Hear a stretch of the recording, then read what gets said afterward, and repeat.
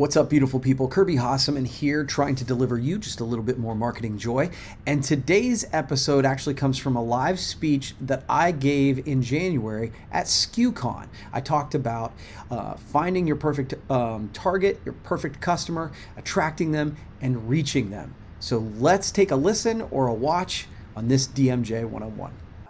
I want to start just with an admission. I'm nervous. And I think I'm nervous because this is a group that I admire, right? So many people in here that run amazing businesses that I pay a lot of attention to whenever, this is like the E.F. Hutton of the industry, right? Whenever you guys speak, I listen. And so the idea that I am here speaking to you, I was joking with Catherine backstage. I said, I'm speaking tomorrow, not nervous. Today, a little bit nervous, so bear with me. So, all right, but before I kind of jump into it, quick question, because I've been talking to suppliers and I've been seeing some stories around here, and this is kind of unrehearsed, I'm just curious. They always say a lawyer should never ask questions he doesn't know the answer to, and I'm about to do that.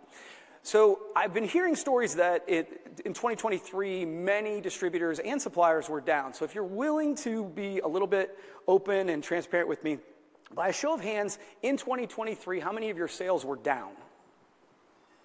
I appreciate your honesty. I appreciate your candor. How many were up? Okay, that doesn't surprise me based on the group and folks who are educating and doing this sort of thing. Let me ask it a different way. How many of you were happy with your business last year? Huh? Kind of a mixed bag there, huh? Okay, how many of you would like to grow in 2024? All right, good, okay. So I want to start with a really important, immutable truth. If everyone is your customer, no one is your customer. Look, none of us have the time, the treasure, the talent to chase everybody. When I'm working with clients, I'm also a coach for the Small Business Development Center, and I tell people, if everybody's your customer, nobody's your customer, and I say, I can't afford a Super Bowl ad, and most of my clients can't afford a Super Bowl ad either, because that's the one way that you can reach everybody. For the rest of us, we need to be more specific. And the problem is, when we try to have everybody be our customer, we blend completely in with the masses. So, distributors, okay, exciting. We're going to do both. You sell the same product from the same suppliers at roughly the same price, right? Like, I know that some folks will be like, well, we get better pricing from this person, or we get better. We're selling the same products from the same people at the same price, right? And so it's really easy for us to look exactly the same. It's one of the reasons, by the way, that I think it's hilarious on the Promotional Products Professionals page when somebody scratches out the logo when they're trying to source a pen, right? Holy shit! Like, State Farm buys pens? Who knew?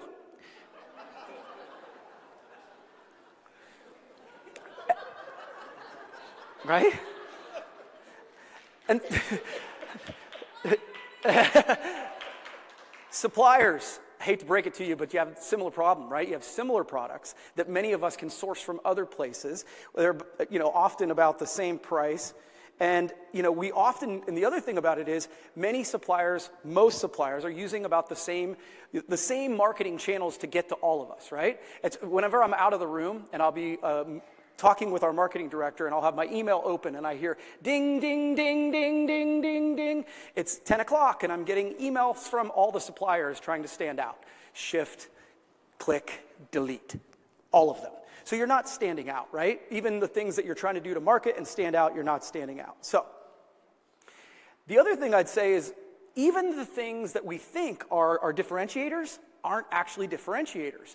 Again, I appreciate your candor in advance. How many of you, when somebody says to you, what makes you different from your competitors? How many of you say, well, we're creative? Really, nobody? How many of you say, we have great service, right? If you look around the room, it's a lot of hands, right? So even the things that we think are the things that make us stand out are the things, they're exactly the same as the people who we are competing against. And that's why we need to hit the target. So what I'm going to be talking to you about today is from my latest book called Hit the Target. It's a parable, and I'll talk to you a little bit about that. So real quickly, you're not going to hurt my feelings. How many of you have read the book? Well, shit, that does hurt my feelings. Damn. Well, real quickly, it's a parable, but it's essentially a a framework that I've created when working with small business development clients, and what I've found is it works with all of us too. The acronym TARGET, T stands for target, A stands for attract, R stands for reach, and those are the three things that we're going to talk a little bit about today. G stands for go get it. This is something we're pretty good at in this industry. That's the sales piece. E stands for building enthusiasm, enthusiastic brand ambassadors, and T stands for track. But today, we're going to focus on the T, the A, and the R. We're going to figure out how to target, attract, and reach new customers. So first, we do the T. We have to identify that perfect customer. If everyone is your customer, no one is your customer, right? And so once you know the perfect customer, and one of the things that has been exciting to me today, and I was talking to Danny Rosen about this today, is that so many conversations I'm having today, so many of the speakers I'm having today are showcasing that I'm on the right track with my business, and my guess is with you as well. If you are in a crowded room today, right? We were all kind of networking, and there was all kinds of conversations and all that stuff. It's really hard to hear in here, especially I just had my 50th birthday, and so my hearing's going and all kinds of other stuff. It's really hard to hear. But what breaks through the noise? Your name. If someone yells, Scott, across the room, you immediately turn, even if it's so loud and there's so much noise to break through. By identifying that perfect customer, one of the things that you do is you speak directly to them, right? You know what their problems are. You know how to message for them. You know what conferences they attend. You know what they're passionate about. And one of the things I love is once you know that perfect customer, once you've identified that T, you know what offers to make them. Now, I know that, as I said, we all sell the same product from the same suppliers at approximately the same price. But when we couch it differently, when we speak to that audience specifically, we can present those solutions in a different way. So one of the first things you can do is identify that perfect customer. So I did this, I started this conversation when I was coaching new businesses or people who are really struggling with their marketing. Like they'd come to me and say, I don't know how to do this. And who are you trying to sell to? Well, everybody. Well, that's where this whole conversation started. I'm like, okay, well, you need to know exactly who you're talking to if you want to create real marketing that's good. But many of you already have a client base, right? Many of you have successful business. Many of you have businesses that are much bigger than mine. So how do you identify your perfect customer once you already have customers? So I want to give you a couple steps. So first, identify your top customers. Make a list. You can actually run a really handy-dandy report right here in commonsku. I think it's the Target report, where you can frame it by each year and see who your top customers are. If you're like me, I like to take that list and print them off so that I can color code them and make it all fancy. But who are those top customers right away?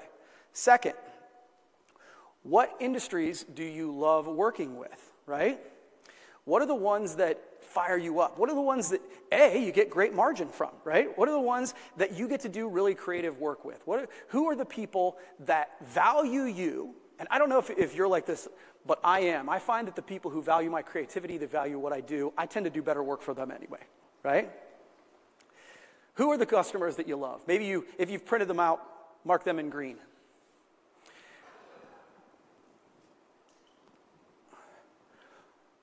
What are the customers that give you the groans?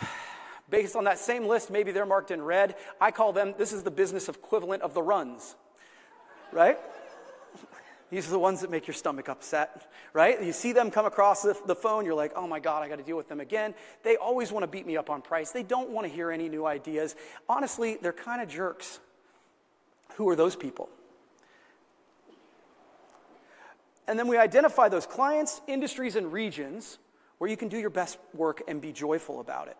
I think that, this doesn't necessarily mean that you need to fire all the clients that are not specifically valuing you. And this is one of the pushbacks I get with my own team. They're like, yeah, but I've got all these clients and I don't want to focus on a specific area. Well, it doesn't mean you can't answer the phone, right? But I will say that it has affected how I price things. Right? If I don't want to necessarily say, hey, you're a jerk and I don't want to do business with you, but my margin just got a lot better when I'm going to work with you. Mike Michalowicz, who's one of my favorite authors, talks about this. He says, you price it accordingly. You price a project so that if that person you can't stand working with says yes, you're like, well, for that price, okay. But if you don't have the time, treasure, and talent to chase all of those businesses, spend the effort, spend the time that you have chasing the ones that actually bring you joy and allow you to do your best work. Now, one of the things I would say, and I'd stepped away, let's see, what do we think? How many distributors in the room? Cool. How many suppliers? Awesome. I thought it was a mix. Okay, so one of the things when I talk about this, suppliers sometimes kind of go like this, and I wanted this presentation to be valuable for both. So I will tell you, you can do this if you are a supplier. So this is Stephanie West from PCNA. She has no idea that she is in this slide. I thought about telling her, but then I thought she might tell me no, and so I said hell with it, and I did it anyway. So Stephanie's with PCNA. Now, she's a regional sales rep, and again, I can't speak to whether this was a company-wide decision or if this was just her and her team, but they decided that they weren't going to focus on every single client. She made a list of, I think it was 50 or so, and she had lunch with me and said, look, I'm putting your team on the list. You guys aren't currently selling as much as it takes to be put on this list, but I think you can. Now, here's a thing for suppliers. And this may just be me, so distributors, if you want to tell them later that I'm just being an asshole, feel free. When a supplier comes to me and says, you guys aren't doing very much business with us, why?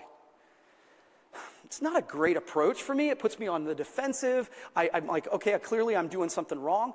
She did that, but totally differently. She said, look, you guys are doing a certain amount of business with us, and we appreciate it. But I think I need to do more to earn your business. Here are some things I'm willing to do, and what else can I do it? We had that conversation. Now, I will tell you, it's so weird. And again, we're all friends here. So for 3 years in a row, we did about $18,000 with PCNA. That's not very much for the supply. So all the things that they do. And when I say about $18,000, within $100 of 18, like it's weird. I couldn't have done it had we tried to do that exactly with different projects. We more than tripled our business this year because she put us on her target list. She made a point to come and present lines that she'd never presented. She started doing spec samples with us. She treated us as if we were the perfect customer. And all of a sudden, yes, we felt good about that, but honestly, they just became top of mind for us. It actually shifted my thinking on this so much that for the first time this year, we created our own preferred suppliers list. I've just always allowed my sales team to buy from whoever they wanted to because of relationships and I wanted them to value those. But we worked as a team to create that because I saw how much it could affect our business. So this is not just a distributor thing, this is a supplier thing. So it really is important that if you focus on this and identify that perfect customer, you can grow with those people. A stands for attract. Now, this is when you build your list, okay? So I want to talk a little bit about rented media versus owned media. This is something I spend a decent amount of time talking with. So I think as entrepreneurs, as marketers, both on the distributor side and on the supplier side, we're really good at rented media. Rented media is when someone else has done the work, they've built up their audience, the radio station, the email people, the magazine, ASI. Like, you guys have built an audience by creating content over and over and over, and we then pay you to rent that space for a brief period of time so that we can reach people and sell our stuff, right? Rented media. Absolutely nothing wrong with it. It's important, but the problem is we only do that, right? Owned media, on the other side, is when you have built your list. You've gotten people to opt in, whether it's your email list, whether it's your text, whether it's your direct mail list. People have opted in, and they've raised their hand and said, yes, we want to hear from you. Now, the one piece that I would say is, Mark said, I'm a big believer in content and social media and all that stuff, and that's going to be the next thing we talk about. But if you say to me, great, we have 100,000 people following us on Facebook. Awesome, very important. Also, rented media. Because if Facebook changes the algorithm, if Facebook goes away, those contacts go away too. Facebook owns that. TikTok owns that. Snapchat owns that. You pick it. Owned media is a piece of an audience that you get to communicate how and when you want to. A stands for attract. It's when you build that list. So great, Kirby. How do I do it? So the first one's like the base, right? Like I put it on the bottom of your website. You put it on social media. Hey, opt into our newsletter. And you'll get a couple, right?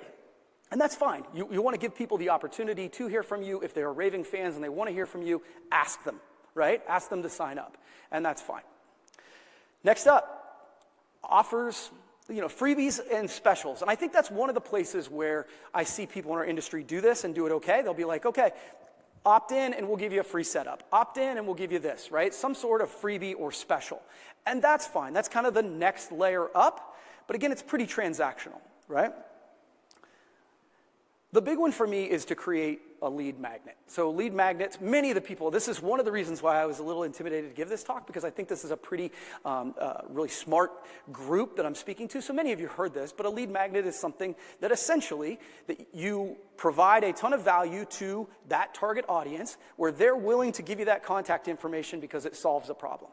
So for the distributors in the room, that might be like, hey, I focus in the golf space. Here's a PDF checklist of 10 things to make sure that you know about if you're planning a golf outing. 4 things you need to know about if you're doing a health and wellness thing. When you do that, and this is, by the way, this is why it's so important to know that perfect customer. I talked about when you know that perfect customer, you know exactly how to create the offer. You also know how to create the lead magnet because it solves a problem for that specific customer, right? You don't need everybody to opt into your newsletter. You want the people that you want to serve to opt into that, right?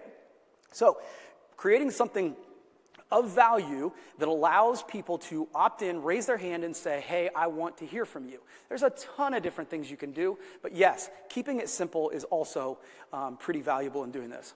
So an example.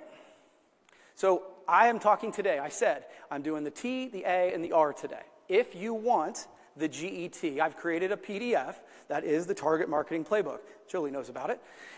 Feel free to scan that in. You can put in your information, and we will email that to you for free. It will be back up at the end, so just so you know. But the whole idea is if you listen to this and you're like, okay, this is something I can do better, then this is a way, the free tool that you're going to be giving me, and you're going to see how it is delivered, right? So that's part of the idea, okay? I want to give Jeff an opportunity to scan that. Okay. And like I said, I'm going to put it up at the end, okay? Next up, R. R is for reach. So this is when we reach out, we build our social reach, and we reach across platforms to try and build our brand.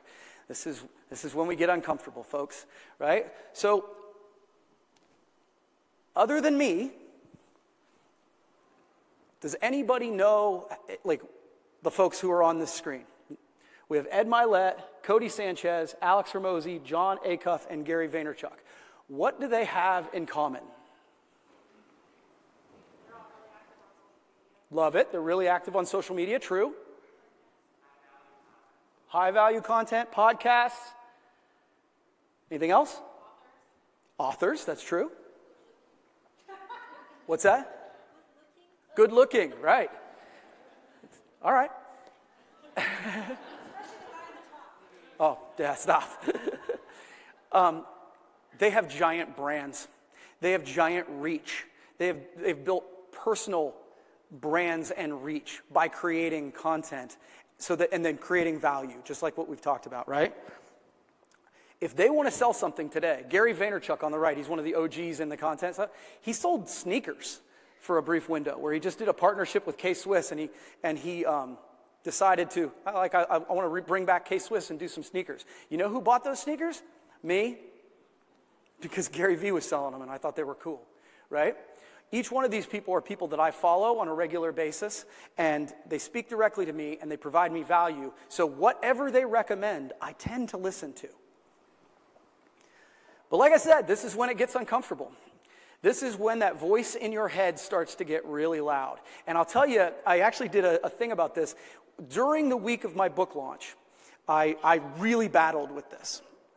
Because one of the things I say in the book, one of the things I say is that you have to put yourself outside of your comfort zone and put yourself out there more than you think, because that voice in your head is going to say that you're not good enough, you're not smart enough, and doggone it, nobody likes you, right?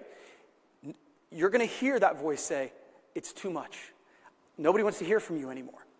You're going to have to fight through that if you want to continue to build that brand. That's what all of those people have done. They've put out stuff in spite of the fact that they've heard that voice. And one of the things I've said is, if I told you that there was this free way to get customers, build your brand, sell more products, build your network, and grow personally, would you do it? The answer for many people in this room is no, because it'll be uncomfortable. So, it's really important, if you want to grow a brand, you want to build your business, is to spend time in this space. Build across platforms. One of the things that Gary talks about, and he was asked recently, and he's one of those guys that he'll actually put himself out there. And they said, how many times per day, how many pieces of content should you post per day? And he said, 40. Right, you hear that? That was the voice. 40 pieces. Now, he didn't say 40 pieces on Facebook. He was talking across Facebook, Instagram, Snapchat, TikTok, LinkedIn, YouTube Shorts, 5 or so pieces across those. And I'll tell you, I'm not doing that many because, I have to shower occasionally and run my business. But I will say it did push me to post more than I was, right? Because he has done it, and he showed the way to do it. And I'm going to talk about a couple ways here real quick. So, first, tips to build your reach is to know your customer. Why? Because you'll create content that actually helps them. One of the ways when people are just starting to build out their reach, start to build content in social media, is I'm like, you guys are talking to customers on a regular basis, both suppliers and distributors. What are the top 10 questions you get? Answer them. There's a piece of content. Everybody in this place should have something on a blog on their website that says, what the hell is vector art? Right? Answering those questions specific to the customer. And again, if you know that niche, right, then you'll be able to know the questions. And by the way, I mentioned this really briefly earlier, but just to spend a second on it. Maybe you're like, well, I don't want to just do healthcare, or I don't want to just do manufacturing. A region can be a niche. If you follow my brand at all, I talk a lot about Coshocton County. It's where I'm from, and I promote good things that are going on in the community, and the businesses in that community like it. It's a part of my marketing strategy. And my name becomes synonymous in the community around that. I've become a media company that's an expert in that region. That's a niche, okay? Next, be consistent and show up. I compare, a lot of the times, I compare content and social media to fitness, right? The first of the year just happened. And so many people were like, okay, this is it. I'm getting in shape. I'm going to do P90X, and I'm going to kill it this year. And they'll do it for about 5 days. And at the end of 5 days, they feel gross. Their arms hurt. They don't have six-pack abs, and this sucks, and it doesn't work. And the same thing happens on social media, right? They come to a conference like this, and they're fired up, and they post 17 times a day for about 2 weeks, and then the whirlwind gets in the way. The whirlwind, Scott, second reference to that. It gets in the way, and you're like, this isn't building my business anyway. Never mind. You don't have to do P90X of content, right? Show up consistently. And you decide what's consistently. You decide how often you have to show up. For those who follow, I do a Monday Minute. I do Delivering Marketing Joy on Wednesday. We do Promo Up Front on Thursday. Come hell or high water, we show up. And it has helped to build our reach and build our brand.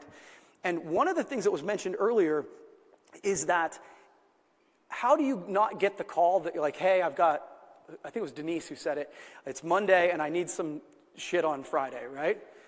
Now, don't get me wrong, I still get those calls, but I will say one of the things that's shifted is I've started to get calls that say, hey, we've got an event coming up in 6 months, can you help us design it? Which is a totally different conversation, a more profitable conversation, but you do that by building a personal brand that they look at you differently. And many of you have done that, but I want to encourage you to keep doing it. And if you feel weird about it, give first, provide value. One of the people back here said they create high-quality, valuable content. When you know the audience and you know their challenges and you know what they need, when you provide them value over and over again, then that makes it much easier to create more content. One of the things that I see as a mistake is people say, I'm going to do content, and then they just create ads. Ads aren't content, right? I mean, there's some piece of it, but If all you're doing is ask, well, you're not providing value over and over again.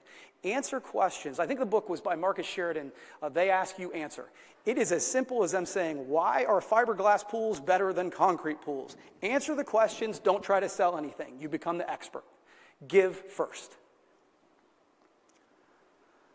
Sound like anyone you know?